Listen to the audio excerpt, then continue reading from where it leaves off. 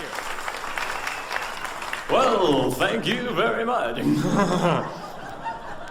Great to be here for the closing night show here at what is this?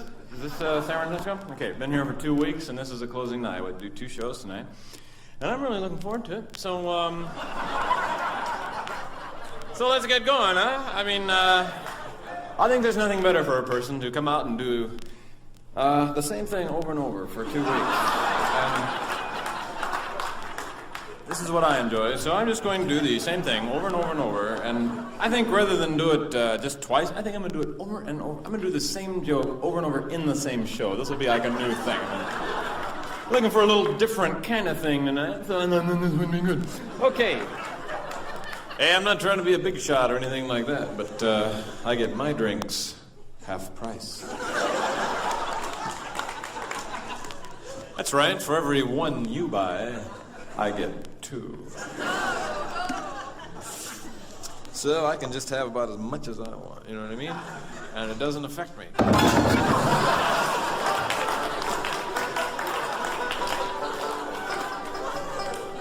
No, I'm not on this stuff. Okay, I have had a lot of fun since I've been here. I do like coming to San Francisco because it's an intellectual town. And that's kind of what I'm into. I dig the intellectual kind of thing. And I had a good time since I've been here. I know that sounds phony because every entertainer in the world comes out no matter where they are. They go, hey, it's really great to be here. And it really sounds fake, but I am sincere when I say, hey, it's really great to be here. But I dig the scene here. You know, I'm into the, sophisticated kind of thing, and that's because I went to college. I studied philosophy and psychology in college, and I'm pretty proud of that. How many people study philosophy in college? So they can never raise their hand. They always go like halfway because they're so confused after about 2 years, you know. Oh, but shit. Anyway, I have a book coming out. I'm pretty proud of that. I'm getting more out of the comedy, more into the serious. There's a little child there. Hi. How old is that little child? 2? Got a joke for him. These 2 lesbians are walking down the street.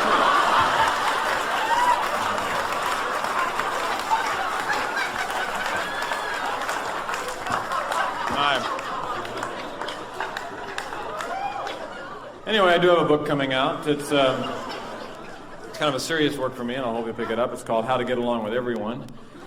And I didn't write it by myself. I wrote it with this other asshole jerk-off. But I have a couple other books. I did Bad Banana on Broadway. How many people read that? Just a few. Okay. Ceremony for a Fat Lip. Did you read that? Oh, I did Renegade Nuns on Wheels, Dykes on Fire, and How to Make Money Off the Mentally Ill. This was a big one for me.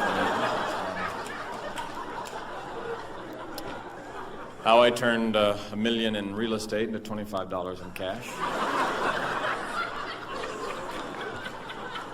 I wrote Mind Gone Haywire. I'll Take the Alphabet. Trouble in Doggyland. Let's see, Howdy Doody, Man or Myth. And I did the Apple Pie Hubbub. And of course, the Apple Pie Hubbub was a significant novel for me because that's when I first started using verbs. My novels really brightened up after that. It was great. It's a good thing. But it's great. I think school is an important thing because you do learn the important questions of life. Hey, isti mundus fury abundus, huh? Oh, forgot. You don't speak Latin. Okay, but I'm into language. This is my thing, you know. Language is the most important.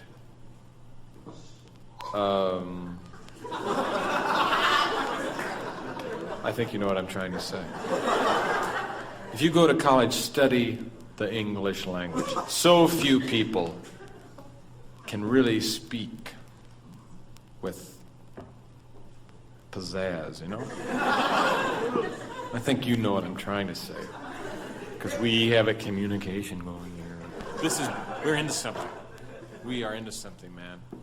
And this is not drug-induced either. This is real. I've never had this feeling before, really. This is wild. This is wild, isn't it? You feel it? I'm feeling it. But I am into the intellectual thing. I went to college. I studied the great philosophers, Socrates. I studied Plato. And, you learn the important things. Like if you're studying geology, which is all facts, as soon as you get out of school, you forget it all, because it's just numbers and things. But philosophy, you remember just enough to screw you up for the rest of your life. And you study the important, like ethical questions. Is it okay to yell movie in a crowded firehouse? Religious questions. Does the Pope shit in the woods?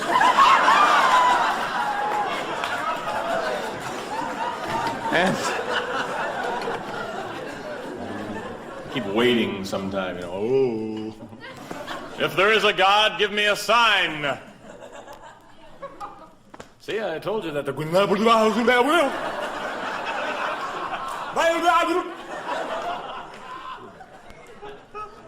Wouldn't it be weird if you died and you woke up and you were in heaven? Just like they always told you? And everybody had wings on and pearly gates. Wouldn't you feel stupid? Oh no! You mean that this is what... Oh! In college, they said this was all bullshit. Oh, well, I'll just come in and... What?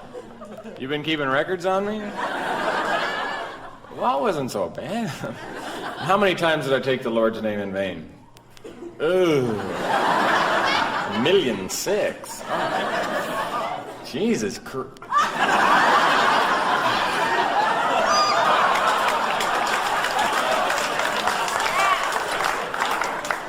We're going to get to the meat of the act pretty soon. I'm just kind of coasting here. What do you want for $4? I want a real show or something? I don't need this, you know what I mean? I'm a neat guy. More wine.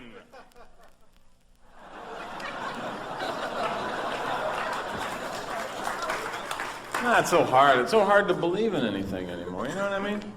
It's like religion. I mean, you can't really take it seriously because it seems so mythological and it seems so arbitrary. And then, on the other hand, science, it's just pure empiricism, and by virtue of its method, it excludes metaphysics. And I guess I wouldn't believe in anything if it weren't for my lucky astrology mood watch.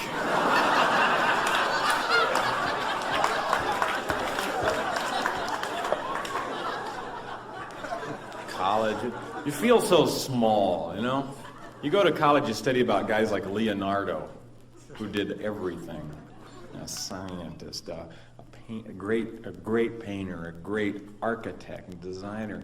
And you feel like an idiot. And I wanted to, expand my life in the way that Leonardo did, and that's why I took up juggling. I know what you're saying. You're saying, Steve, where do you find time to juggle? Well, I juggle in my mind. Whoops. Okay.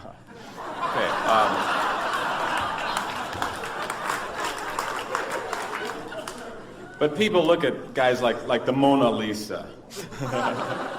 Leonardo's Mona Lisa, and they think, oh, that's not so great. But not a lot of people know this. The Mona Lisa was painted with one stroke. You just went, how's this? Oh, okay, I'm sorry. All right, okay.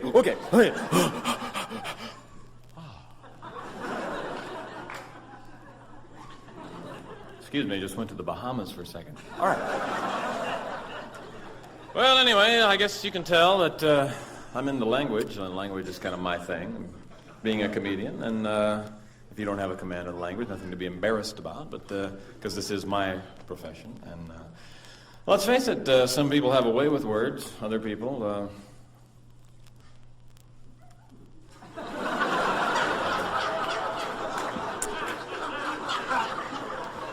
Oh, not halfway, I guess. See, I'm into language. You have to have a command of the English language. You're just nowhere. I mean, like, say you get out of college or whatever you do. You're going to go into business. Say you're going to open a bank. Now, just for an example, you've got to give it the right name. It's got to be something big and strong, like Security First Trust and Federal Reserve. And you have to name a bank that because nobody's going to put their money in Fred's Bank. Hi, I'm Fred. I have a bank. You got 1,500? I'll put it here in my white suit. White suit, right hand pocket. Okay, you got to remember that. I got a great dirty trick you can play on a 3-year-old kid. See, kids learn how to talk from listening to their parents. See? Right. How's it going? See, this is a good one you can pull on. See, what you do, if you have a 3-year-old kid and you want to play a dirty trick on him, whenever you're around him, you talk wrong. So now it's like his first day in school and he raises his hand. May I mumble dog face to the banana patch?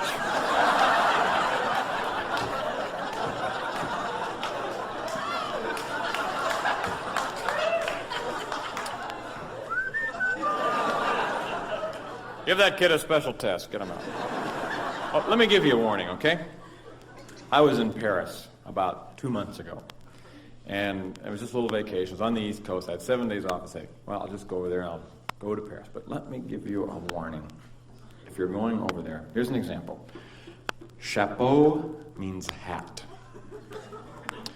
Ouf means egg. It's like those French have a different word for everything. Serious. So you never appreciate your language till you go to a foreign country that doesn't have the courtesy to speak English. I went over there thinking, no problem. I don't speak any French. I'm thinking, no problem. English is a universal language. It'll be easy. So I get off the plane, get into the taxi, say to the driver,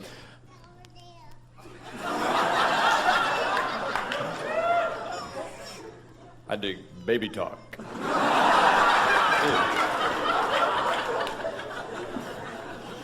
Okay. Have I started yet? I have. Okay, well then let's just keep going. Oh, so anyway, you go to Paris, France, and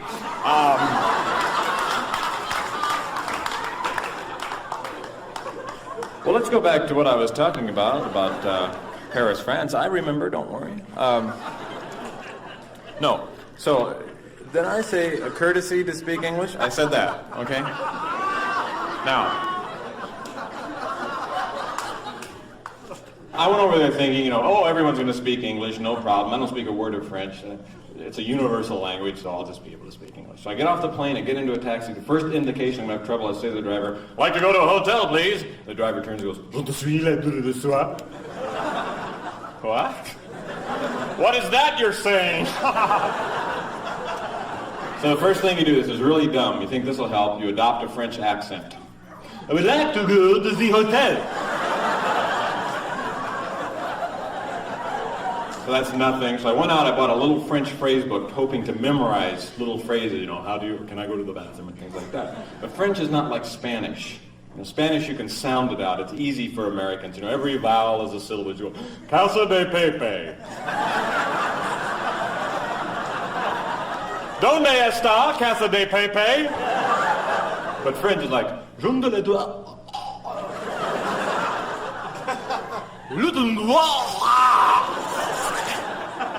What happened? What happened? He spoke French!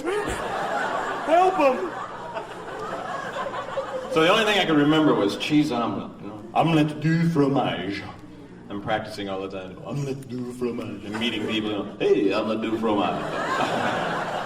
Finally, I go into a restaurant and omelette du fromage. And the problem, if you order in French, the waiter thinks you speak French. He goes, Je te suis le du soir? And you go, yes! And he brings you a shoe with cheese on it. And you also told him to force it down your throat. I'll have a shoe with cheese on it, force it down my throat, and I want to massage your grandmother, okay? I finally figured out the secret to ordering food. It's all sound effects. Went into a restaurant, wanted to order milk, eggs, and ham. I'm going to go,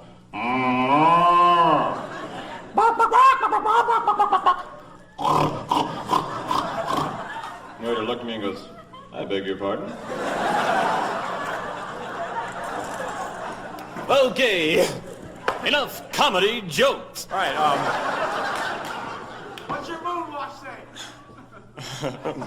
yeah, I remember when I had my first beer.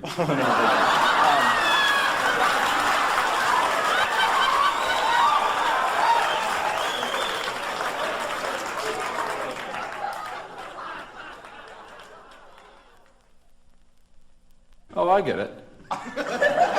Don't worry, I get it. I know what you're saying. You people are paranoid.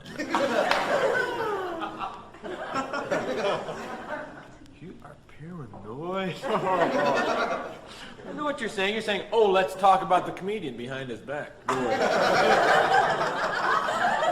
get it. I see where you're at. No. Hey, that doesn't bother me a bit. I don't need you. I can do this act alone. I often do. I'm gonna do the act for my parents. I take out the dirty stuff.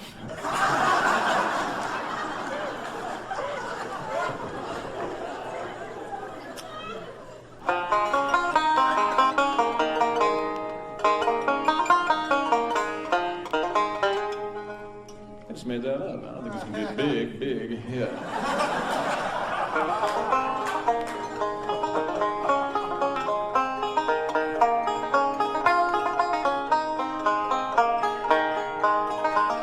Making this up, man. This is the creativity in action, you know? Because it's not often that you can pay $4 to see someone jack off like this, man.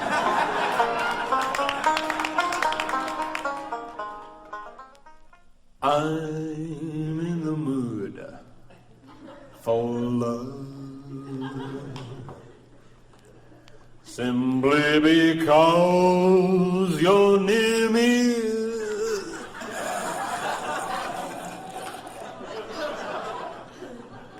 Funny, but when you're near me,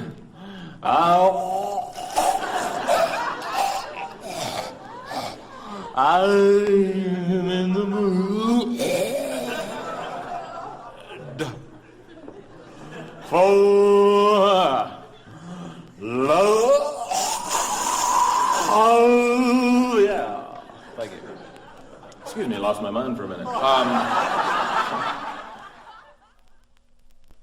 By the way, it's a new law now. I have to do this. I don't like to, but it is by law. All comedians must make a financial disclosure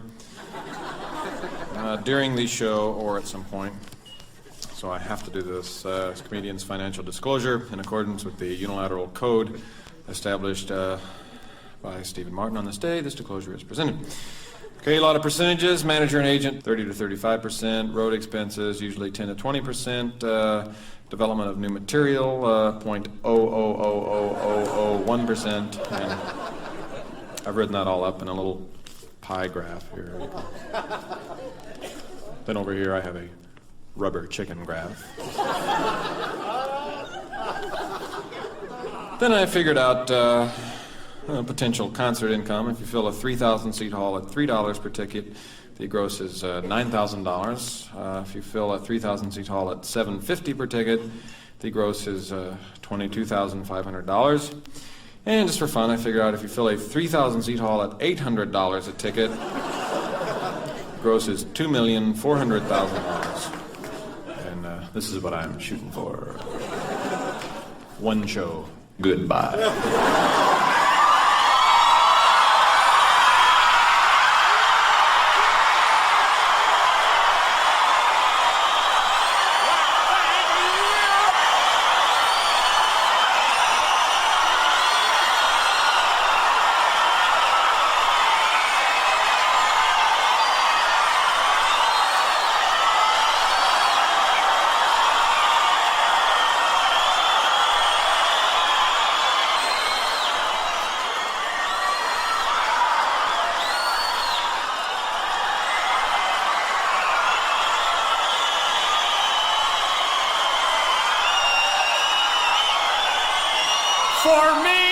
All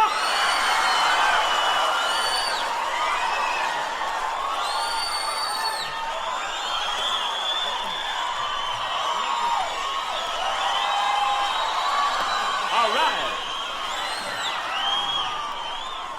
Hi, Crime Stoppers!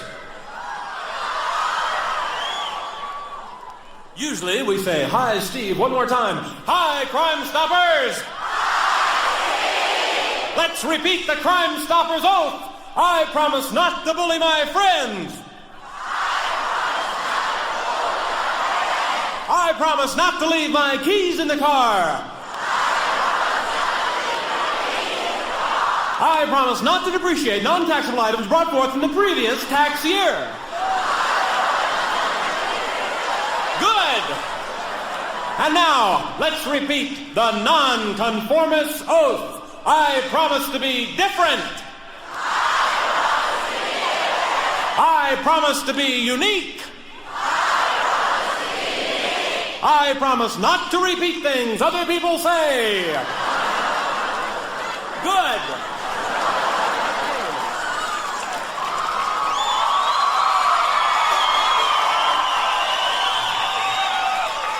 Woo. Okay, have a new single out, King Tut. Whoa! Well.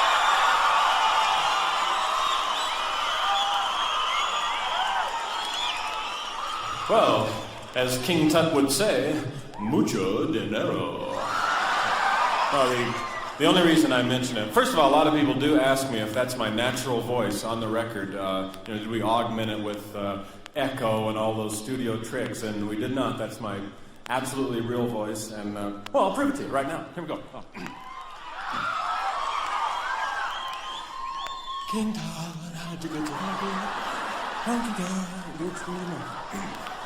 Sorry, just lost my mind just for a moment.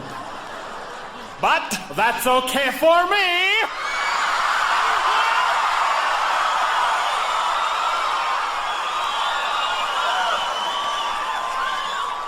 Because I am a wild and crazy girl!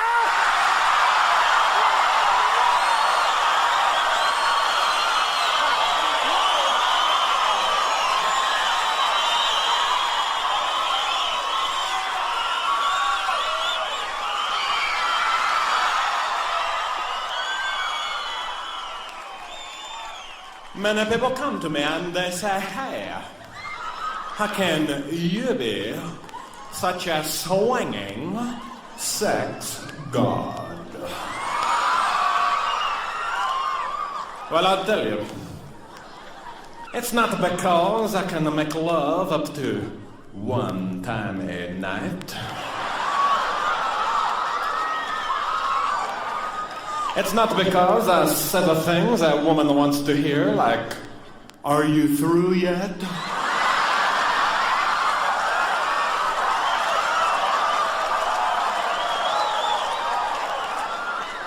It's because I know how to read a woman. If she is like a cat, I have kitty litter.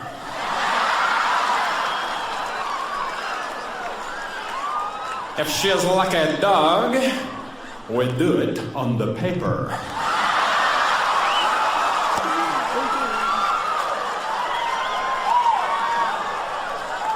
But I'm also a unique guy too. The kind of guy who likes to have his own special scent. Not to smell like every other guy. I like to have my own individual odor. That's why I wear tuna fish sandwich. I put a tuna fish sandwich under each arm, maybe one or two behind the ears. I don't smell like any other guy. And it's economical too, because the smell lasts for 4 or 5 days. Okay. Also, I handle all my own personal finances, and I'm happy to say I recently purchased my own form of private transportation, which we landed out here at the airport this morning. It's not easy landing a station wagon out here at the airport. But actually, part of the money taken in here tonight will be going to charity. I never announce this ahead of time because it always sounds like a phony deal, but I do a lot of work with unwed mothers.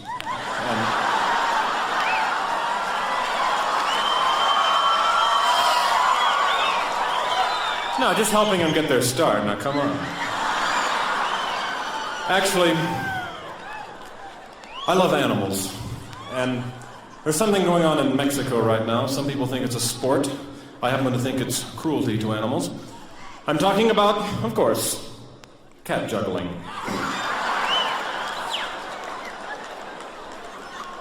They take the little kitties, 10, 12 weeks old, and they juggle them for money. La cucaracha, la cucaracha.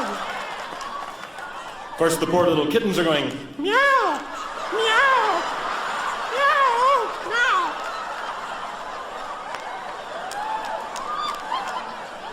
And there's something going on in Kansas right now that makes me sick. They take little laboratory mice, never hurt anybody, take them out to Hollywood and tell them they're going to be in pictures. Uh-oh, I'm getting happy feet! Whoa! But I'll be honest with you. You probably read it in Screw Up Your Life People magazine anyway. I used to smoke marijuana.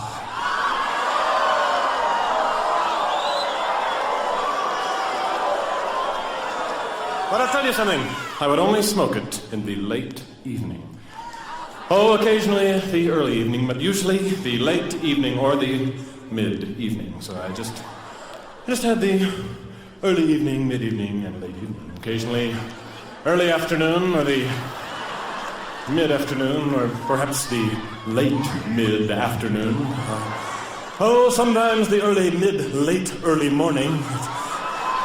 But never at dusk. Never at dusk. I would never do that. I don't think I should. Okay. Hey, Grandpa bought a rubber.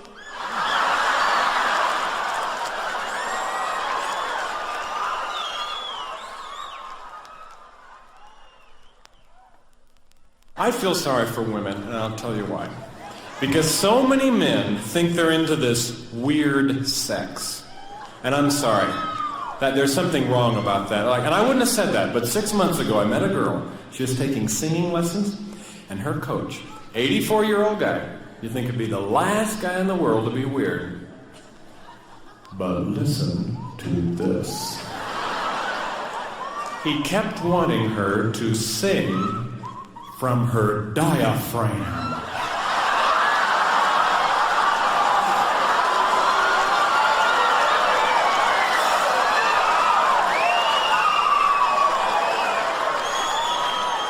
I mean, that would take years to learn that, wouldn't it?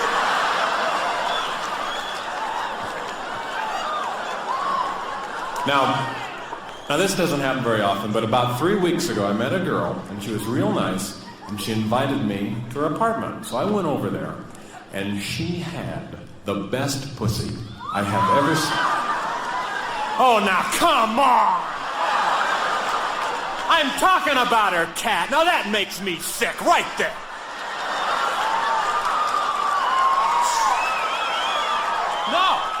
No, you can't say anything anymore that people don't take it dirty, and I'm sorry, that disgusts me.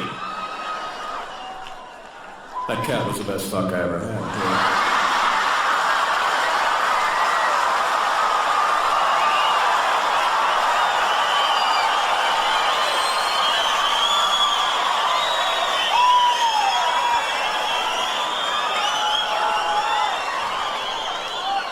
How many people have cats?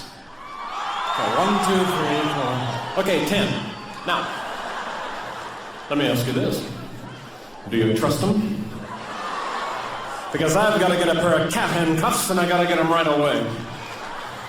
Just the little ones that go around the little front paws.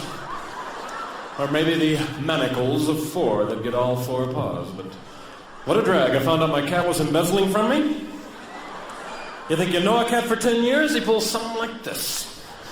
Found out while I was away he would go out to the mailbox, pick up the checks, take them down to the bank and cash them, disguised as me. He had the little kitty arrow through the head, and the little kitty bunny ears. And I wouldn't have caught him, but I went outside to his house where he sleeps, and there was about $3,000 worth of cat toys out there. And you can't return them because they have spit all over them.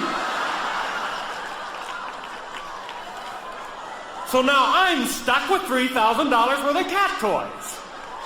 Oh, sure, they're fun.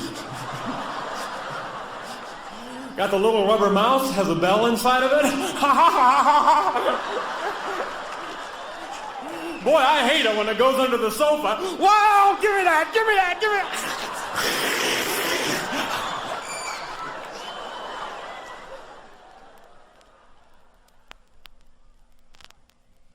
You're a great audience. Can I tell you that, okay?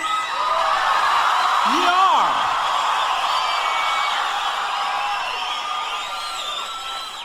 But can I tell you something else, too?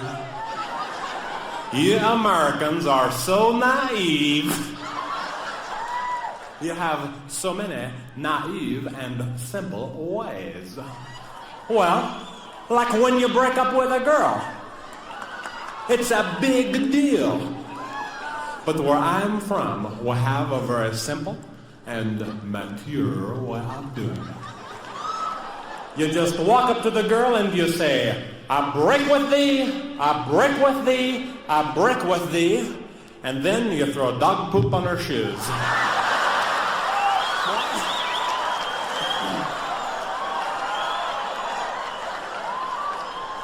Then my brother and I, we go to the crazy swinging singles bar.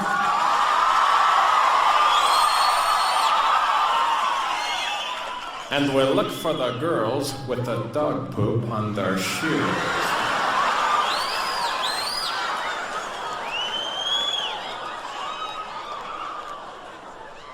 I notice you have a little dog poop on your shoes.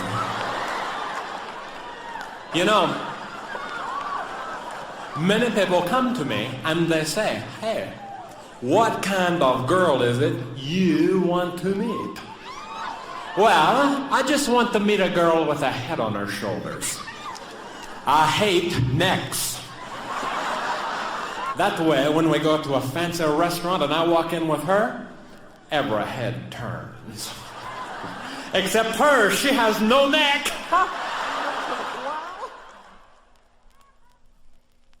You know, a lot of people ask me if Steve Martin is my real name. Have I changed it for show business or anything like that? And now I'm not ashamed to admit it because I did have a funny name when I was a kid and I decided to change it for show business. But I think enough time has gone by and audiences are more sophisticated now that they won't laugh at my real name.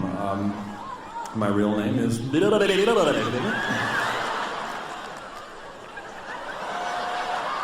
My parents had a sense of humor. My sister's name was Hill.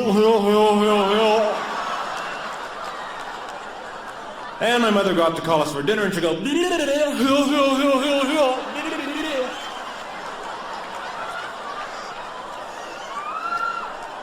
So I had to move around a lot. But other than that, I had a very normal childhood. And I was thinking about this just the other day. I was just sitting home doing terrible things to my dog with a fork.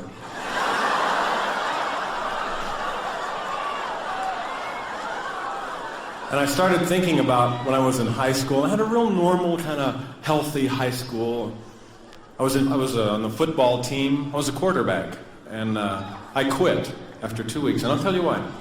Because when I'm the quarterback, I think I should be calling the plays. I don't think the coach should be sending in the plays. I'm in charge out there, and that's the way I felt. And I had my own strategy. I used to like to punt on first down. So I quit that, became a cheerleader. And that was really fun. You know, I got my first experience standing up in front of people, and I got my first writing experience. I wrote cheers for the team. But the other cheerleaders were so jealous. they would not use one of my cheers. I wrote, "Die, you gravy-sucking pigs."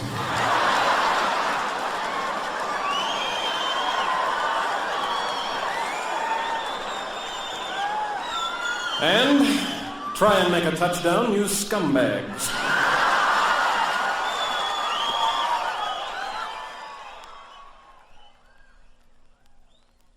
One last thing, if you bought my album and you came down here expecting me to do a lot of routines from the record and I didn't do them, maybe one or two, there's a reason for that.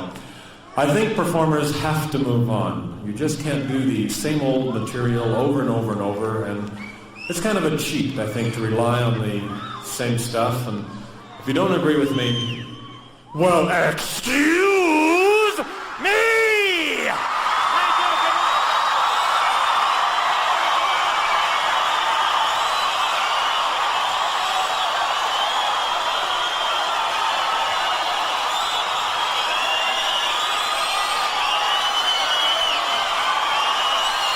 You know, one of the greatest art exhibits ever to tour the United States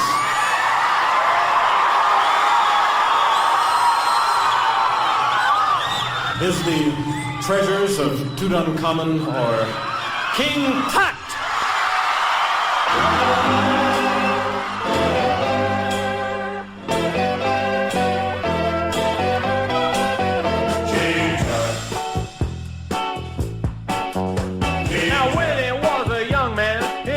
Thought he'd see people stand in line to see the boy king. How'd you get so funky? Did you do the monkey? Born in Arizona, moved to Babylonia. Now if I'd known the line up just to see him, I'd taken all my money and bought me a museum. A donkey. He's my favorite honky. Born in Arizona, moved to Babylonia.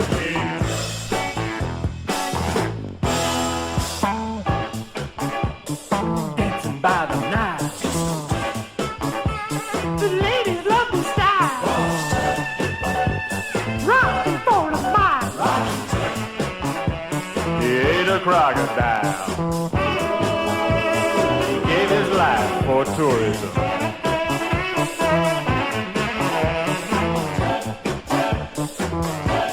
Golden idols.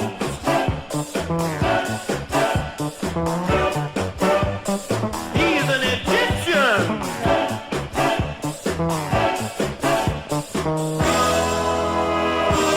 They're selling you.